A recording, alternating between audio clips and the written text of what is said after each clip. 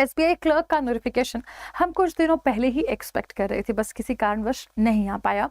तो SBI clerk के मतलब किसी मैं बताऊंगी नहीं यहाँ पर, बट येस ऑफ कोर्स हमें किसी के थ्रू पता चला है कि हमारी जो ये एसबीआई क्लर्क का जो हमारा एग्ज़ाम है, जो नोटिफिकेशन है, वो इसी वीक इनफैक्ट आ जाएगा, ठीक है।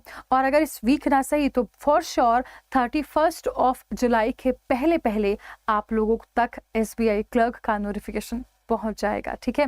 एसबीआई क्लर्क के नोटिफिकेशन के बारे में उत्साह इसलिए भी है क्योंकि बम्पर वैकेंसीज यहाँ पर होती हैं।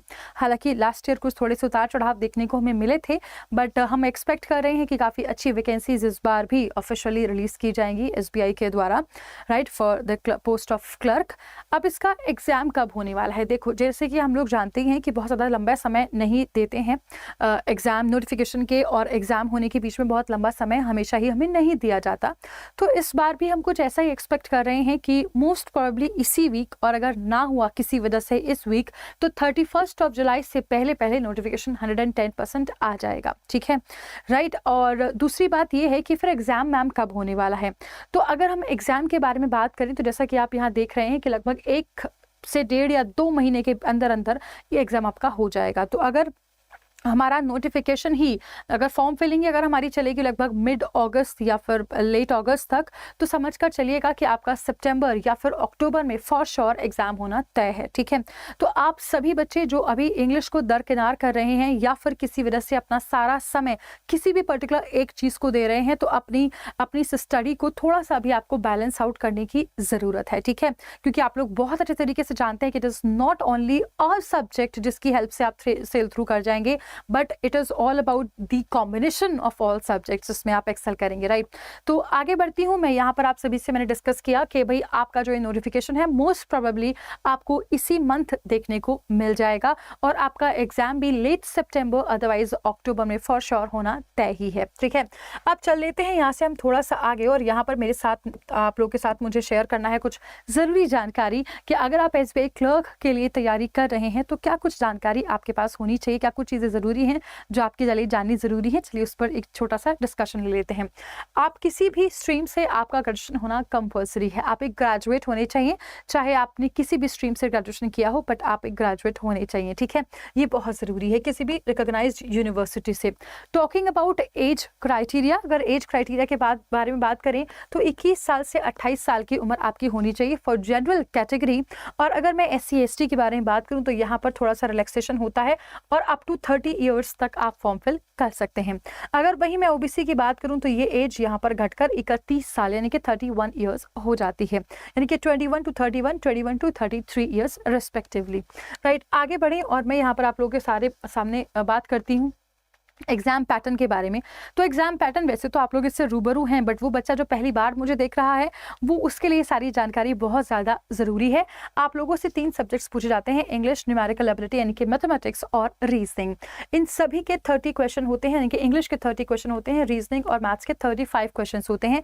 1 question is of 1 mark, 1 number एक क्वेश्चन को दिया जाता है, वैसे ही आप यहाँ पर देख रहे हैं। एक अलग बात यहाँ पर जो है देखने को मिलेगी आपको, वो ये कि सेक्शनल टाइम यहाँ पर दिया जाता है। हर एक सेक्शन को पूरा करने के लिए आपको इंडिविजुअली 20 मिनट्स दिए जाएंगे।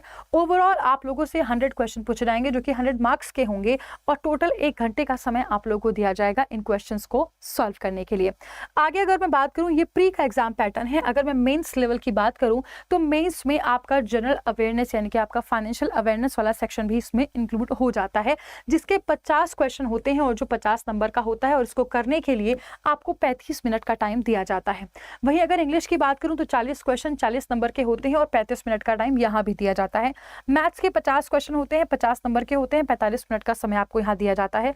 रीजनिंग के 50 क्वेश्चन 60 नंबर के होते हैं, और साथ ही साथ आपको 45 मिनट्स का टाइम यहाँ पर दिया जाता है, यानी कि टोटल 190 क्वेश्चंस को आपको 190 क्वेश्चंस के लिए आपको 200 मार्क्स यहाँ दिए जाते हैं, और इस पूरे पेपर को आपको 160 मिनट में पूरा करना होता है। आगे बढ़े और यहाँ पर मैं अगर आप लोगों से सिलेबस के बारे में बात करूँ तो वैसे तो अगर आप किसी भी बैंक एग्जाम की तैयारी कर रहे हैं तो आप सभी को पता है कि ये सारी चीज़ें सेम ही हैं। लेकिन एक बच्चा जो पहली बार यहाँ पर जानने की कोशिश कर रहा है कि भाई सिलेबस क्या होगा, तो रीजनिंग के लिए ये सारा आपका सिलेबस हो जाएगा। ठीक है, ये सारे टॉपिक्स जो यहाँ पर लिखे गए हैं इन सभी की बड़ी इंपॉर्टेंस है, लेकिन सबसे ज़्यादा इंपॉर्टेंस है आपका सिटिंग अरेंजमेंट और पजल्स की। ठीक है, एक छोटी सी बस मैं यहाँ पर आप लोगों को और जानकारी देना चाहूँगी, वो ये कि वो बच्चा जो अच्छी खासी भी प्रैक्टिस कर रहा है, कोशिश कीजिएगा कि ये दोनों चीज़ों की प्रैक्टिस आप दिन में कम से कम 2 या 3 बार ज़रूर करें। बहुत ज़रूरी है, आपके मार्क्स यहाँ से काफ़ी अच्छे हो जाएंगे। अगर मैं मैथमेटिक्स के बारे में बात करूँ तो ये सारा आपका मैथमेटिक्स का सिलेबस है, लेकिन याद रखना DI हमेशा ही बड़ी इंपॉर्टेंट रोल प्ले करती है, तो DI को आपको बिल्कुल भी इग्नोर नहीं करना और डेली बेसिस पर आप लोगों को कम से कम 2 से 3 या 4 से 5 अपने कंफर्ट के हिसाब से आप देख सकते हैं, इतने आप लोगों को क्वेश्चन सॉल्व ज़रूर करने हैं of DI only. Talking about English language is all about your vocabulary and comprehending abilities. तो आप सभी के लिए बता दूं मैं, वैसे तो फाउंडेशन अगर आप पढ़ना चाहते हैं, बिगिनर हैं, तो रोज रात 9 बजे हमारा सेशन होता ही है, 9, 10 और 11 ये फाउंडेशन सीरीज हमारी यहाँ पर चलती है, आप वहाँ पर जुड़ सकते हैं। Bank premium beginner to pro level की होती है, और यहाँ पर अगर आप देख रहे हैं ये सारी चीज़ें अच्छे से, तो आपका वोकैबुलरी, ग्रामर और साथ ही साथ कॉम्प्रिहेंशन स्किल्स पर आपकी कमांड होनी बहुत ज़रूरी है, और इसमें एक एक चीज़, एक एक सेक्शन में आपका बहुत अच्छा होना बहुत ज़रूरी है। तो वोकैबुलरी के लिए 3 बजे आप मेरे साथ जुड़ सकते हैं, और रात 9 बजे, 10 बजे और 11 बजे तो बैंक प्रीमियम की हमारी पूरी सीरीज चल रही है, आप वहां पर हमारे साथ जुड़ सकते हैं। तो ये आपका रहता है सिलेबस बच्चों इंग्लिश का। ठीक है, नाउ अगर अब मैं यहाँ से बढ़ती हूँ आगे, तो मैं एक छोटी सी जानकारी बस आपको और देना चाहती हूँ। हर एक वो बच्चा जो भी बिगनर है, या फिर हर एक वो स्टूडेंट जो बिगनर के साथ साथ प्रैक्टिस कई बार कर चुका है, मतलब बिगनर नहीं है, आप थोड़ा सा एक लेवल ऊपर आ चुका है, तो आप सभी के लिए प्रैक्टिस बड़ी ज़रूरी है। सभी को मैं ये बुक रिकमेंड करूँगी, सभी स्टूडेंट्स के पास ये किताब ज़रूर होनी चाहिए, क्योंकि इनमें ये सीरीज़ है पूरी, एस इंग्लिश, एस रीजनिंग और एस क्वांट्स। ठीक है, इसमें आपको प्रीवियस ईयर क्वेश्चंस दिए गए हैं, साथ ही साथ लेवल 1, लेवल 2 के हिसाब से क्वेश्चंस आप लोग को यहाँ पर दिए गए हैं। अगर आप इस बुक को 3 से 4 बार प्रैक्टिस कर लेते हैं, 2 से 3 बार भी अगर आप प्रैक्टिस कर लेते हैं before exam, I can guarantee you आप हर तरह के क्वेश्चन अच्छे से कर ले जाएंगे। ठीक है, तो यही जानकारी मुझे आप लोगों के साथ साझा करनी थी। Thank you so much for joining guys, bye bye, take care and God bless you all, see you guys letter.